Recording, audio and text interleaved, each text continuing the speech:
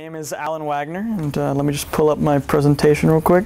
So my name is Alan Wagner, and I'm a field engineer at Tamr, and I'm going to tell you a little bit about what we do. I'm a technical guy. I like talking about products, so I'll give you a brief introduction to the company, and then we can focus on the tech.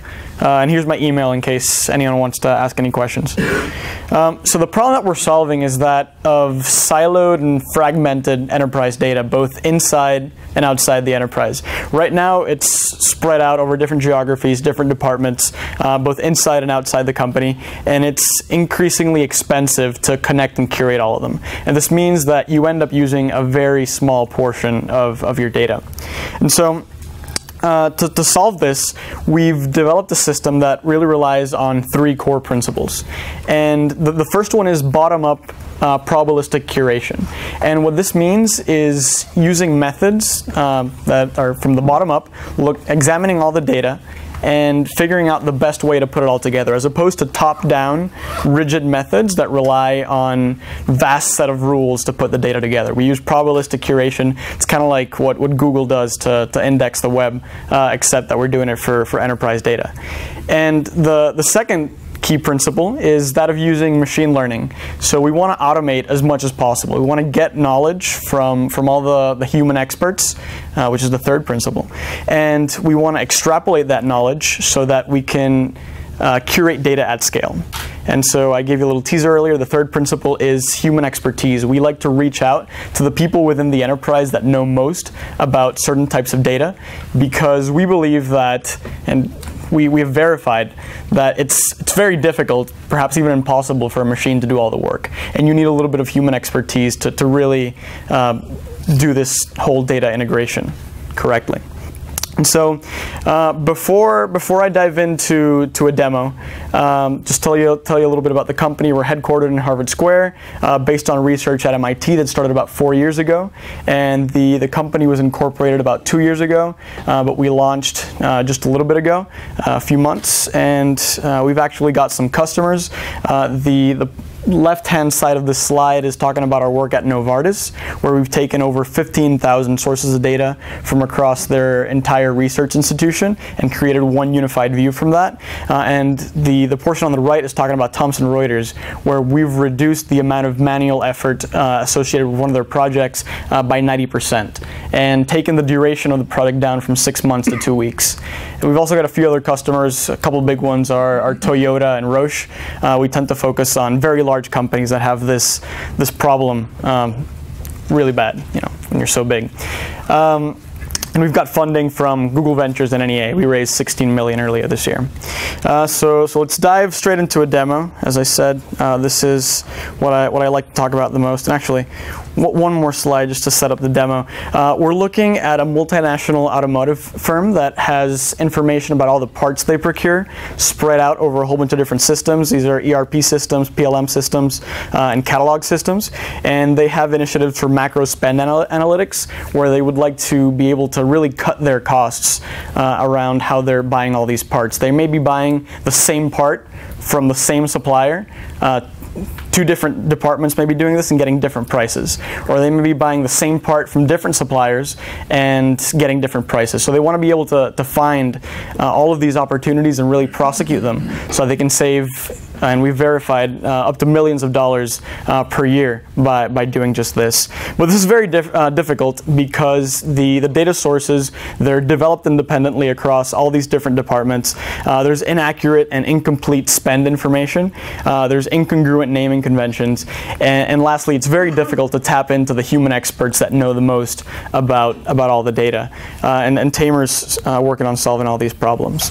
So just to show you very briefly what this looks like in our system, what you have here is just a catalog of all the data sources. We're looking at 10 different departments here that are keeping their spend information in a bunch of different systems. And if we zoom into one of these sources, we can see how this is a pretty standard source information. So just the product name, the supplier name. You can see information about the prices, the quality score associated with each of the product parts. And in short, and we can talk more about this this later. I'll be hanging out for a while. What we do is that we combine this human expertise of machine learning to really group all these parts together into clusters of parts that are actually the same but are being purchased by different departments for different prices. So here in this cluster that's on the screen, we have a whole bunch of air compressors, and we can see prices all the way from the $300s of dollars to the $700s of dollars. So immediately for each of these air compressors, this is $400 of savings, and for the very large companies that we're working with, they're buying thousands and tens of thousands of these parts. And when you find all of these opportunities across all of your supply chain operations, there's really a huge opportunity for cost saving here. And so to show a little bit about how has this been getting done in the field, this is a Tableau dashboard that's showing us on the top right-hand corner. These are a lot of the opportunities that have been identified by a company for saving in their supply chain. So the x-axis is looking at how large the opportunity is for saving, and then the y-axis is looking at the priority for saving on each of these parts. So for example, how easy it is to renegotiate a contract or to switch suppliers for these parts. So they've manually identified all of the largest opportunities, which makes sense because they kind of stand out. You know, when you're buying something for $1,000 and then something for $100,000, it's kind of obvious. But when you've got hundreds and thousands of other parts that have smaller savings margins, it's really difficult to go in and do this all by yourself. So by using Tamr, you can really take this human expertise, extrapolate that knowledge out, and curate the rest of your supply chain data so that you can find all of these spend opportunities. And so, that's the gist of that use case. I've kind of flown through it since this is a pretty short presentation. But as I said, I'll be hanging out, having a few drinks later on. So I'm happy to answer any questions. And I think we've got a few minutes of Q&A here. So let's do it. How do you resolve the naming convention problem? Oh, so it's a very difficult problem, and so this was a lot of what was done in the research at MIT, and really there's a lot of functions that we're using to look at similarity between different naming conventions. And so we use these functions to generate similarity scores, and then machine learning that's bootstrapped by the human knowledge that's given to the system, and this can give us this probabilistic matching between all these different naming conventions. And at first the system may not be so smart. At first the system doesn't know about your data because every company has really different data. But as soon as you ask questions to all the human experts, the system starts picking up on all this and gets more effective as time goes by. How long does it take to organize a database like Thomson Reuters? How many human expert resources do you need? Great question. So at Thomson Reuters, we're working with a really cool problem. So they're obviously an information provider, and they've got this group that's called the Organizational Authority, and they're looking to put together a master database of all the organizations in the world. And they're doing this, they're bringing in data from SEC filings, they're bringing in DNB data, and from a whole bunch of other third-party sources. And this is very complicated because, again, there's different naming conventions and different conventions for how the data is set up even, and there's a whole bunch of duplicates across all of these. And so Tamr was deployed in Thomson Reuters. They used to have hundreds of manual curators looking at all of these data. They would have different spreadsheets where they're looking at a record here, is this the same thing, yes or no? Not scalable, not scalable. So to integrate one more third-party provider, this would usually take them about 6 months. And with Tamr, they've been able to do this in about 2 weeks.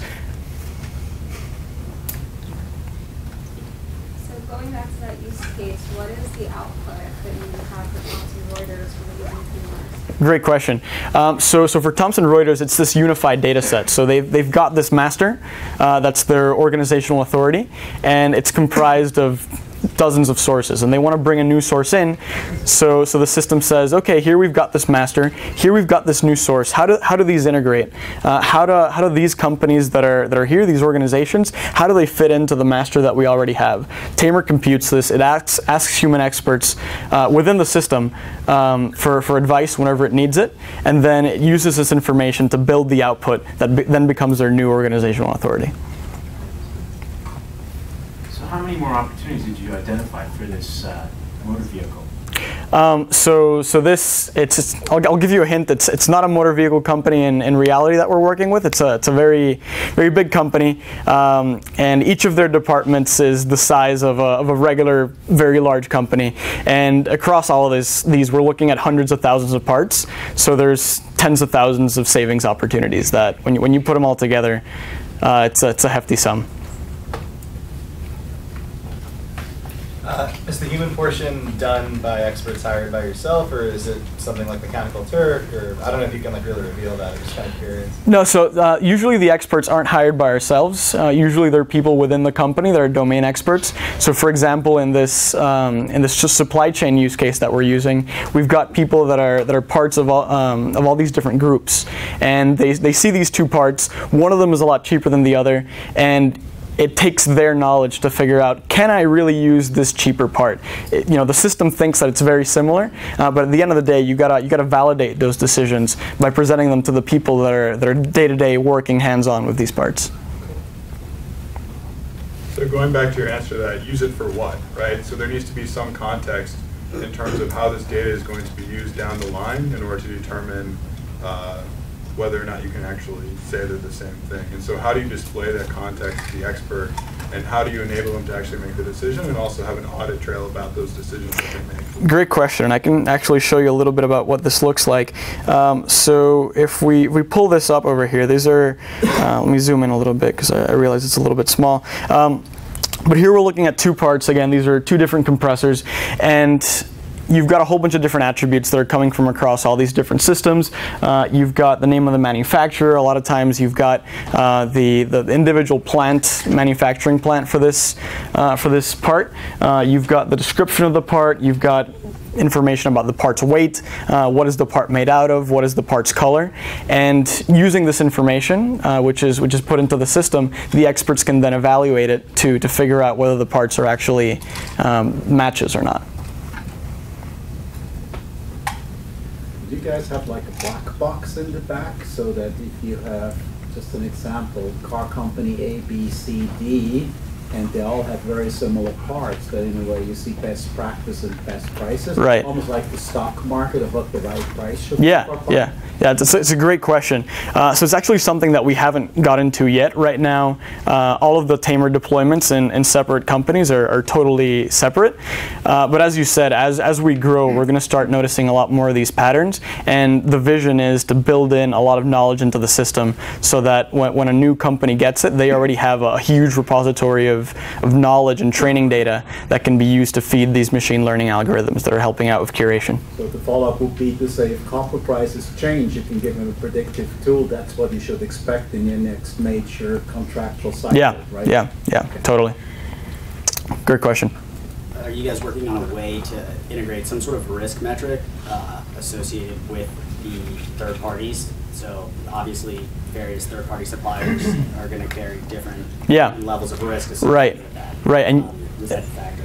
Yeah, and also you don't want to get all your suppliers being in the same geographical location, because what if there's so this is a use case that this company that we're working with, they identified it, and this is something that they really want to work on, but we chose this as the first project. That's going to be one of the follow-ups, because you're right, it's really valuable. Time for one more. Yeah, so one more question. Can you talk a little bit how you extract the data, and then also once you have it and you notice that a change occurs, how do you have to re-extract, and what's that process like? Great question. So we've got JSON-based RESTful HTTP APIs that can be used to update the system whenever there's a data change. So if you've got some feed of data or some stream of data, you can connect it to the system. Data sources often change. For example, if you're pulling in DNB data, every few weeks or every few months, you're going to want to have to get a new version so that you can keep your data fresh. And so you can do this through our API. Great. Cool. Thank you so much. Well, thank you very much.